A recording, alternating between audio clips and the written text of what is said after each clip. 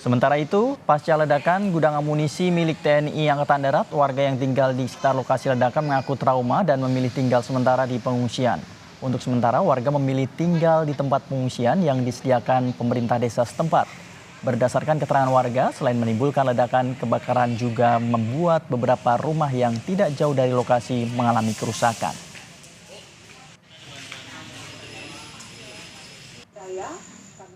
Informasi terkini dari proses pemadaman gudang amunisi milik TNI Angkatan Darat di Ciangsana, Bogor, Jawa Barat. Kita bergabung dengan jurnalis Kompas TV Taufik Riyadi. Selamat pagi Taufik.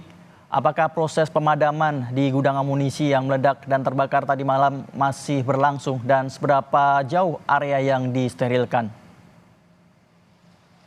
Ya, selamat pagi Fajri dan juga saudara. Berdasarkan keterangan dari Pangdam Jaya itu Majen TNI Muhammad Hasan mengatakan bahwa pemadaman ini sudah berhasil atau sudah selesai itu saat sejak pukul 3:45. Dan memang ini proses pemadaman ini terus berlangsung semenjak dari pukul 1 waktu Indonesia Barat. Dan memang proses pemadaman ini berlangsung kurang lebih selama 3 jam. Dan sekarang saat ini menurut informasi yang kami dapatkan sedang proses pendinginan. Dan seperti yang diketahui saudara ini terbakar gudang amunisi daerah di kawasan Ciangsana Bogor, Jawa Barat. Dan berdasarkan informasi yang kami dapatkan bahwa gudang nomor 6 di mana tempat menyimpan amunisi yang sudah kadaluarsa ini terbakar dikarenakan adanya gesekan kimiawi.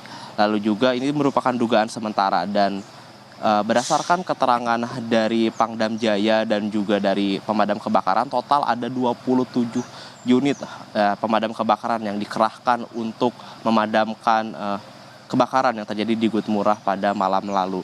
Dan juga dari 27 unit tersebut, 2 diantaranya merupakan unit robotik.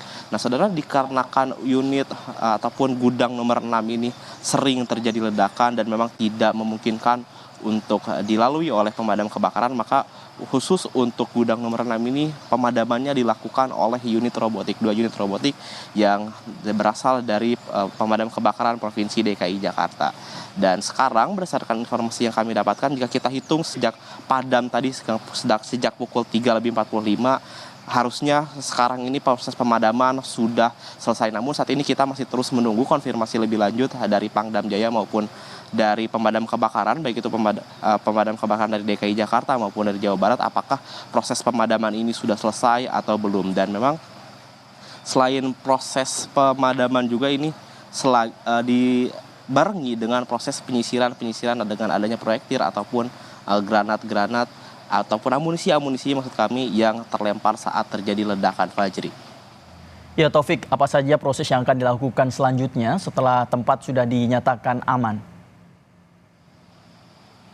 Ya, Fajri dan juga saudara, setelah nantinya gudang sudah dinyatakan aman, tentunya pihak dari Pangdam Jaya ini akan melakukan investigasi ataupun penelusuran terkait apa penyebab utamanya terjadi ledakan dan sehingga menyebabkan kebakaran. Seperti yang kita saudara, dugaan awal dari terbakarnya Gudmurah ini dikarenakan gudang nomor 6 ini tempat menyimpan amunisi yang sudah kadaluarsa, terdapat reaksi kimia yang sehingga menyebabkan amunisi tersebut mudah terbakar dan terjadi gesekan dan akhirnya terbakar.